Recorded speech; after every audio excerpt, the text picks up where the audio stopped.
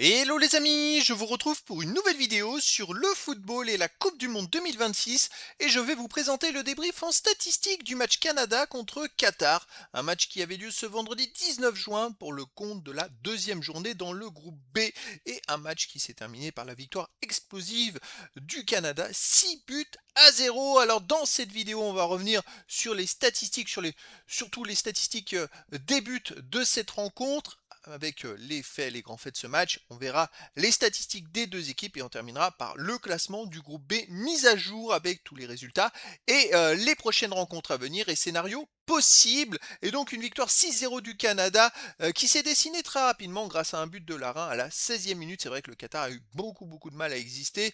Ensuite, Jonathan David a doublé la mise à la 29e minute, mais après ça s'est énormément compliqué puisqu'il y a eu un expulsé à la 33e minute pour le Qatar. Alamine Haed a eu un carton rouge et là, à 10 contre 11, déjà qu'à 11 contre 11, ils avaient du mal. Le Qatar à 10 contre 11, ça devenait vraiment mission impossible. Et Jonathan David a marqué un troisième but dans les arrêts de jeu de la première mi-temps à la 48e minute. Donc 3-0 à la mi-temps. Et alors là, patatrac en début de deuxième mi-temps. Deuxième carton rouge pour le Qatar de Madibo à la 53e. Là, il termine à 9 contre 11 quasiment pendant 40 minutes.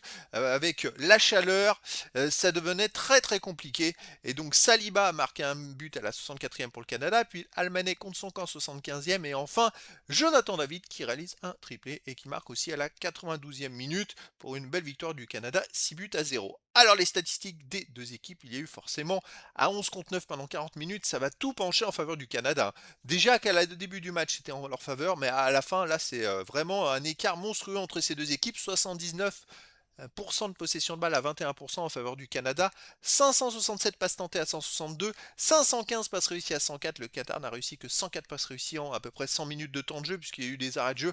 C'est vraiment une par minute, c'est très faible. Mais bon, voilà, c'est comme ça. Après, je trouve que le Canada n'a pas eu tant de passes que ça, finalement, pour une telle domination et à 11 contre 9. Je suis un peu étonné. 90,8% de passes réussies à 64,2% pour le Canada. Bon, forcément, collectivement, ils ont été largement au-dessus. 21 occasions à 1 pour le Canada. Et les XG, les buts attendus, 4,6 à 0,22. Donc bon, le score de 6-0, il est totalement logique, hein, les amis. Quand on voit l'écart de XG, c'est fou. 32 tirs à 2 pour le Canada, 10 tirs cadrés à 0 pour le Canada, 14 tirs bloqués à 1 pour le Canada. Et pas de poteaux des deux côtés. C'est ouais, effectivement, ça penche que dans un sens, hein. Les autres statistiques, il y a eu un hors-jeu partout, 19 corners à 1, 19 corners dans un match de Coupe du Monde. Je me demande si on n'est pas loin d'un record, je n'ai pas l'information, mais c'est assez extraordinaire. 55 centres à 3 pour le Canada, 10 interceptions à 6 pour le Qatar, 16 tacles à 9 pour le Qatar, 34 duels gagnés à 33 pour le Qatar. 4 arrêts à 0 pour le Qatar, 10 fautes à 9 pour le Qatar, un jaune partout, 2 rouges à 0 pour le Qatar. C'est vrai que le Qatar a fait que 10 fautes, mais ils ont eu 2 rouges.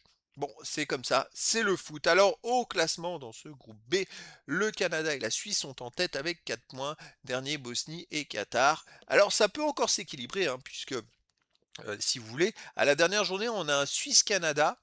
Et non, ça ne peut pas s'équilibrer, pardon, puisque les deux équipes s'affrontent pas.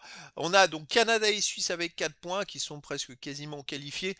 Alors soit en tant que premier, deuxième, voire meilleur troisième s'il y a un renversement de situation, mais j'y crois pas trop, surtout vis-à-vis des sorts qu'il y a déjà eu. Donc pour moi, ils vont finir aux deux premières places. Et après, je dirais que ça va jouer entre le Qatar et la Bosnie. Donc à la dernière journée, on a un Suisse-Canada. Bon, ils vont pouvoir faire tourner les deux équipes, voire tranquillement jouer. Et l'autre match, Bosnie-Herzégovine contre Qatar, et ben, un match nul ne suffira peut-être pas parce que je rappelle que les deux premiers de chaque poule seront qualifiés pour les 16e de finale ainsi que les 8 meilleurs troisièmes sur 12. Pour aller chercher une troisième place, je pense qu'il faut au moins gagner un match, au moins avoir 3 points. On l'a vu dans d'autres compétitions comme la Cannes. Et donc, pour Bosnie et Qatar, un match nul n'arrangerait aucune des deux équipes avec 2 points. Et surtout un tel mauvais goal average, puisque les deux ont un goal average très négatif, et ben les deux équipes, à mon avis, ne se qualifieraient pas. Donc les deux équipes doivent gagner dans la dernière journée, la Bosnie ou le Qatar. Le Qatar me paraît quand même en dessous.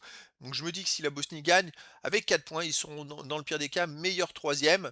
Ça va être à voir. Voir, écoutez, vu qu'ils ont fait match nul contre le Canada, si le Suisse bat le Canada et puis derrière que la Bosnie explose le Qatar, il peut même aller chercher la deuxième place. Bon, ça sera à voir pour la suite. Donc voilà, c'était le débrief en statistique du match Canada contre Qatar. Un match qui s'est terminé par la grosse victoire du Canada. 6 buts à 0. Voilà les amis, je vous dis à très bientôt pour une nouvelle vidéo.